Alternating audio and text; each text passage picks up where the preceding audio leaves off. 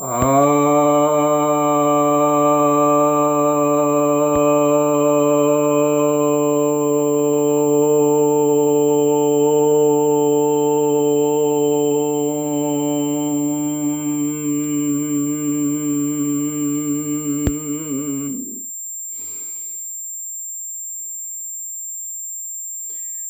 भक्तजनों को सप्रेम नमन।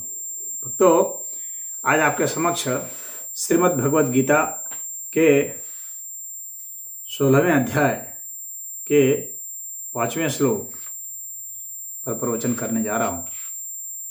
यह श्री भगवान वाच है, अर्थात श्री भगवान कहते हैं, देवी संपद विमोक्षाय निबंधाय सुरीमता मां शुचः संपदम देवीम अभिजातो अशी पांडव।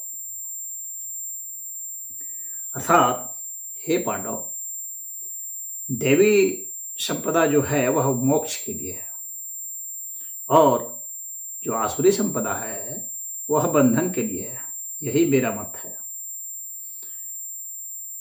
तुम चिंता मत करो, क्योंकि तुम देवी संपदा से युक्त हो। तो भगवान यहाँ पर बतला रहे हैं कि जो देवी संपदा है वह मोक्ष के लिए है। पहले के जो 3 श्लोक थे वे देवी संपदा को बता रहे थे, जिसमें कि अभय स्थिति, दान की स्थिति, स्वाध्याय की स्थिति, अभिमान रहित होने की स्थिति,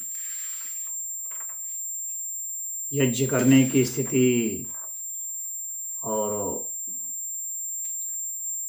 शौच पवित्रता की स्थिति और मोह से मुक्त होने की स्थिति, अद्रोह की स्थिति, तेज की स्थिति, क्षमा की स्थिति, ये सब जो स्थितियां थी, ये सब स्थितियां भगवान ने बताया था। अहिंसा है, सत्य है, क्रोध है, त्याग है, बहुत सारी स्थितियां जो बताई भगवान ने। शांति है, चुगलखोरी नहीं करना है, दया है और अपने भीतर जो है लज्जा होनी चाहिए और चपलता का भाव होना चाहिए। तो यह जो भगवान ने बताया, अपने में सरलता और आत्म स्थिति, ये सब जो है देवी संपदा के लक्षण हैं। तो ये भगवान ने बताया कि इन सब लक्षणों से जो युक्त हो जाते हैं वे मोक्ष के अधिकारी हो जाते हैं। मोक्ष अर्थात जन्म मरण से परे की अवस्था, कामनाओं से परे की अवस्था हो जाती है। पुनः उसे कर्म बंधन में फंस करके आना नहीं पड़ता है। तमाम तरह के जो नारकीय कष्ट हैं वे नहीं भोगने पड़ते हैं। और तमाम तरह के जो लोक हैं, भिन्न भिन्न लोक हैं, चाहे स्वर्ग लोक हो, चाहे कोई और परलोक हो, चाहे ब्रह्मलोक हो, चाहे कोई लोक हो, इन सभी लोकों से वह मुक्त हो जाता है। लोक से मुक्त अर्थात स्थान से मुक्त और अवस्था से मुक्त। जब तक व्यक्ति स्थान और अवस्था में, तब तक जो है वह मुक्त नहीं है। तो वह मोक्ष की अवस्था हो गई, जिसमें कि स्थान, द्रव्यमान, ये सब जितने भी पदार्थ हैं और जितनी अवस्थाएं, इन सबसे वह मुक्त हो जाता है। तो वह परमात्मा के साथ एक आकार हो जाता है, एक ही हो जाता है। तो वह मोक्ष की अवस्था होती है। और भगवान कह रहे हैं कि देवी संपदा जो है वह मोक्ष को ले आती है। और उसी तरह से आसुरी संपदा, जिसको भगवान ने 4थे श्लोक में बताया, दंभो दर्पो अभिमानस्य क्रोधा पारुषमेव च। दंभ, दर्प, अभिमान, क्रोध, कठोरता और अज्ञान, ये जो है आसुरी संपदा है। और ये क्या है? ये बंधन के कारक है। भगवान कह रहे हैं इससे बंधन होता है, जन्म मृत्यु होती है। दुनिया में आदमी मान, बड़ाई, प्रतिष्ठा, धन, संपदा, पद, वैभव, संतान, इन्हीं सब चीज़ों में जो लपटा रहता है, तो ये सब तरह तरह की कामनाएं हैं कि मुझे यह मिल जाए, वह मिल जाए। ये सब बंधन के कारक हैं। और ये सारी संपदाएं जो हैं आसुरी संपदा, यानी इस संसार के विषय में सोचना, इसकी कामना करना, इसको अपना समझना, मैंपन और मेरापन, ये सब समझना, ये सब जो है बंधन के कारक हैं। और ये सभी जो हैं आसुरी गुण हैं, आसुरी स्वभाव है। जो इस संसार की कामना करता है वह असुर है।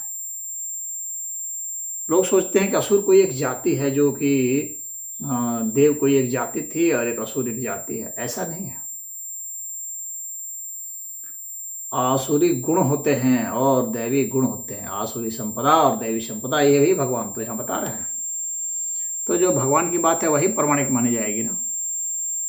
तो भगवान तो यही बता रहे हैं कि आसुरी संपदा है और ये हर मनुष्य में यह संपदा होती है।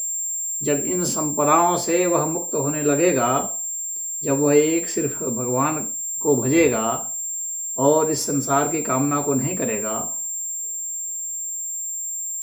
तब वह मुक्त होगा। तो जैसे जैसे वह भजेगा, जैसे जैसे भगवान की तरफ बढ़ेगा, जैसे जैसे स्वाध्याय की ओर बढ़ेगा, जैसे जैसे तप की ओर, दान की ओर, प्रेम की, करुणा की, क्षमा की ओर जैसे जैसे बढ़ेगा, वैसे वैसे ये आसुरी संपदा घटेगी, देवी संपदा बढ़ेगी, वैसे वैसे वह मुक्ति की ओर बढ़ेगा। यही इसका विधान है। और भगवान कह रहे हैं कि हे पांडव, पांडव से संबोधित कर रहे हैं। भगवान ने अर्जुन को भारत के रूप में संबोधित किया, यानी ज्ञान में जो रथ है वो भारत है। पार्थ के रूप में संबोधित किया, प्रथा का पुत्र।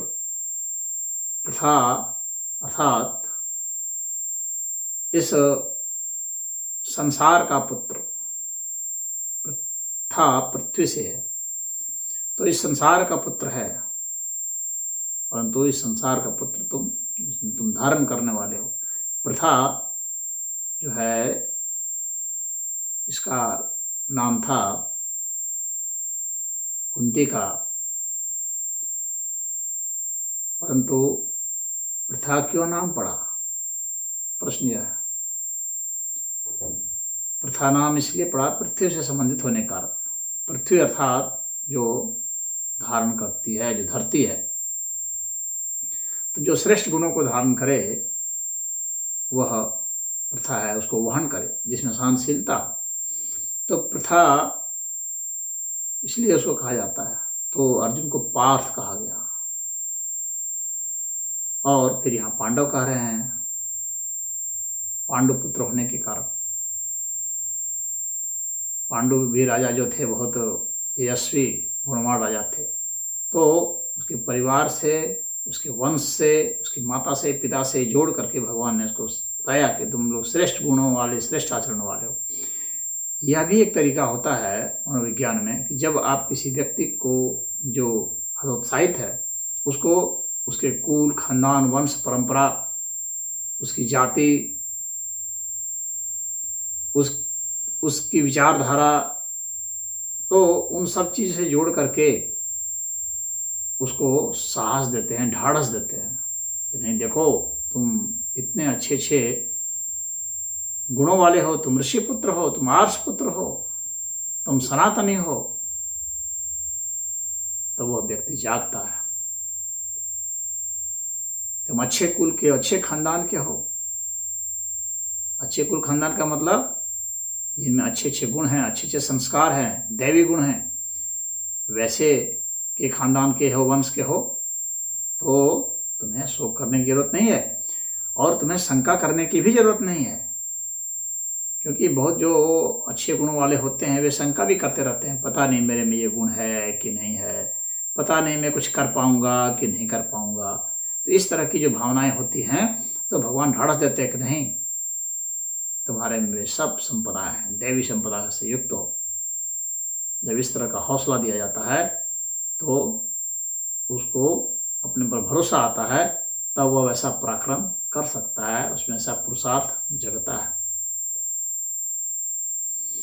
तो यहाँ भगवान फिर कह रहे हैं कि तुम्हें शोक करने की जरूरत नहीं है, चिंता करने की जरूरत नहीं है। तुम देवी संपदा से युक्त हो, अर्थात तुम मोक्ष के पात्र हो, अर्थात तुम्हें मोक्ष मिलेगा। और यही जो मां शुचः है, यही भगवान फिर 18वें अध्याय में भी कहे, सर्वधर्मान्य परित्यज्य मामेकं शरणं व्रज अहम त्वां सर्वपापेभ्यो मोक्षयिष्यामि मां शुचः।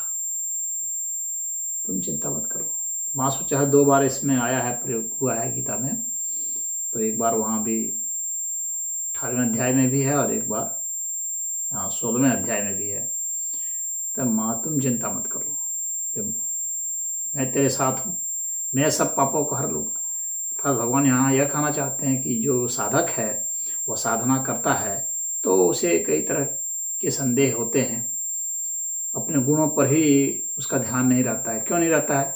क्योंकि गुण के साथ एकाकार हो जाता है तो गुण दिखते नहीं है। दिखने के लिए क्या है कि हमें दूरी चाहिए, पृथकता चाहिए। जब एकाकार हो जाता है तो वह नहीं दिखता, इसका मतलब उसमें गुण है, इसीलिए वह गुण नहीं देखता। दुर्गुण वो देख रहा है क्योंकि दुर्गुण से दूरी है। तो भगवान भरोसा दिलाते हैं कि तुम चिंता मत करो, तुम्हारे में गुण हैं। तो सभी साधकों को यह भगवान भरोसा दिला रहे हैं कि गुण है, चिंता मत करो, तुम मुक्त हो जाओगे। मैं तुम्हें सभी पापों से मुक्त करूंगा। तुम शरण में तो आओ, भरोसा तो करो, शरण में तो आओ। तो भगवान सभी साधकों को भरोसा दे रहे हैं कि तुम शरण में आओ, मैं मुक्त करूंगा। तो इसमें इतना ही। हरि ओम।